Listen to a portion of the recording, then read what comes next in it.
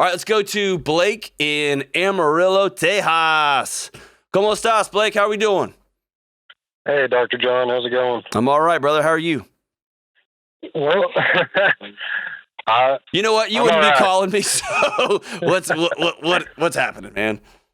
Well, the gist of it is my mom lives with me, my fiance, and my baby. And she's locked in this fantasy of people are after her, that she has been sex trafficked, that she is actually in the process of being sex trafficked right now. She's been in this loop for 7 years now or so. She says it goes all the way back to 1993. It's like the date keeps changing and going further and further back. Have you ever taken her to the doctor? I've walked her into the pavilion here in town, and she walked right out. Okay. And she's smart. Yep. She went to school for psychology. Pretty much, as far as I can remember, she has read books on mental illnesses. She knows what to tell counselors and psychologists.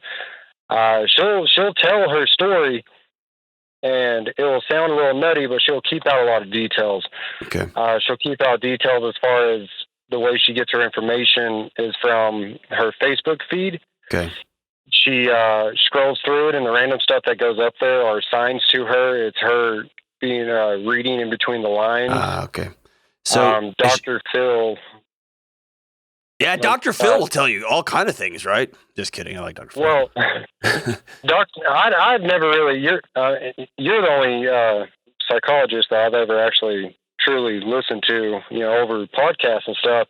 And I'm not even a psychologist. That's even better, man. You're making me feel good about myself, Blake. Hey, so how long has this gone on with her? Has this been something you've dealt with since you were a kid, or is this relatively new? No, I don't think so. How old is she? She's 54. Okay. And she's been doing this. She's lived with me for about 2 years, and it's been pretty much quiet up until a couple of days ago. She left my sister's house, calling it a sex trafficking house, putting notes on people's cars. And Dr. Phil and his people told her that it's a sex trafficking house and all these people that are after her. And Oprah Winfrey is in it somehow too. Even as we sit here and talk, she is sitting on my patio, talking to herself on Facebook and answering herself on commenting on a post that she made. There's like 50 comments on there of just her talking to herself and talking to these people and asking questions and then giving legitimate answers. Like she'd ask a question and then they would come out, or they don't say anything, and then she follows up on the answer that I don't know what the answer was, and only me and my brothers and sisters and my fiance and my Aunt Shirley now can see it because we're her friends. But so here's what I want you to do. One of a couple of things is going on here. Number one, she is had or is having, but it sounds like has had a psychotic break. And she needs to get some help ASAP. Okay. If you stay on the line here, once you stay on the line, and I've got some people in your area that I trust. In fact, I was on the phone with them on another call, getting some wisdom and guidance earlier today.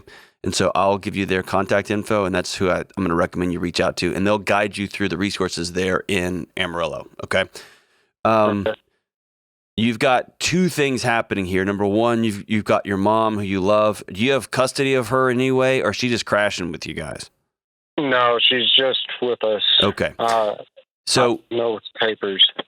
How is this impacting your fiance and your little baby? Well, Megan, sorry, my fiance talked about. She brought it up to me that if she ends up leaving, it's not leaving me. Yeah. It's leaving for her safety.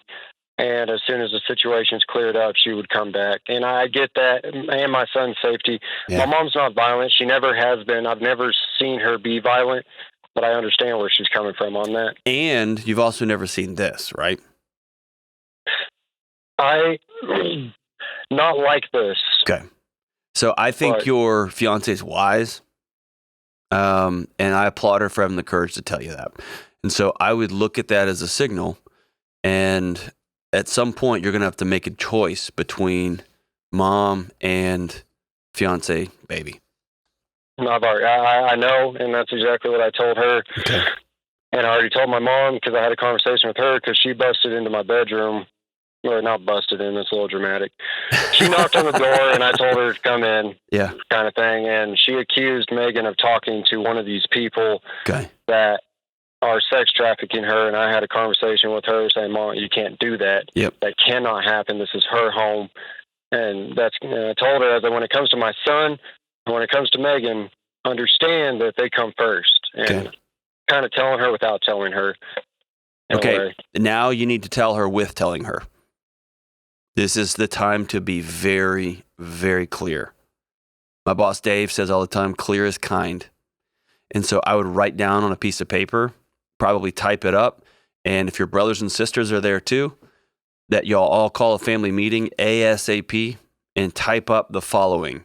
You are not being sex trafficked in a sex ring that is coming from my sister's house, period. Okay? And make sure that all the facts are written there. Say, if you are to continue to stay in this house, you will go get the psychiatric care that you need, period. And if you choose not to go get the psychiatric care that you need, then you are choosing to go live somewhere else. And that's going to be a hard conversation. That's going to be a conversation full of tears, probably yelling and whatever. But you've got to draw a boundary on behalf of your family, of your fiance, and especially your child. Yeah. And in a perfect world, she goes and gets the help she needs. I'm not going to make diagnosis over the radio, but my hunch, these are very, very difficult situations. Okay. Yeah. Well, I told her this last Tuesday, I had to call out crisis prevention because she told me that she would have to kill herself for me to understand. And from listening to you on Spotify, I dropped the conversation and called the people that could handle it. Good for you. Because I can't. But they came in and she willingly went back to the pavilion. Mm-hmm. And they couldn't hold her because she didn't give a plan or an action statement to it. And listen, as an adult, if she does not make a threat on her life in the state of Texas, they probably won't be able to hold her. No. Right? Feeling you're trapped in a simulation or in some sort of matrix doesn't make you dangerous, and that doesn't mean they're going to take you. This is going to be something that she's going to have to decide to do on behalf of you, her family. And that makes these incredibly difficult. And so what I want you to know is doing the right thing here is not going to be the easy thing. It's not going to be the gentle thing. It's going to be loud and heartbreaking and all those things, and that doesn't mean it's the wrong thing. I'm also not recommending you throw your mom out on the street. If y'all are all pitching in on this, I think you get your brothers and sisters together. You'll talk about money. You'll talk about finances, all that kind of stuff that y'all are going to need to do here to rally around mom. But your fiance's right. Because this feels like it's escalating. It feels like it's moving in a direction. And whenever I'm working through these situations, I'm always looking for the directionality. Is this been the way mom has been since she was little? This is just who she is. Or is this thing moving at an increasingly faster speed towards a negative outcome? And I don't like the trajectory of what the way you're telling me that this has come on and then it's gotten more, and now she's getting a little more bold, and then she told sister, and now she's threatening to hurt herself. I just don't like the trajectory of this thing. You got to get the professionals in, and the professionals aren't going to take her if she's not going to make a direct. She's not directly a harm to self or others. So get with your brothers and sisters, make a plan, have the hard conversation.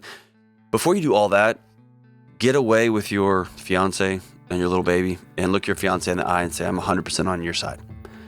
And I'm 100% on your team. And I'm going to do what's right here in this situation. It's going to be hard and challenging, and I'm going to need your support because I may have to kick my mom out of my own house. This is going to be really hard for everybody. We may have to budget for mom's care because we're going to all pitch in. But it's going to be hard. I'm going to need your help. But I never want you to ever question who comes first in this house. It's little baby, and it's you. So, it's hard, Brother Blake. I'm sorry. Thank you so much for the call. Let me know how that conversation goes. Let me know how it ends up, and we will circle back. And I want to let everybody know we can get an update on your mom.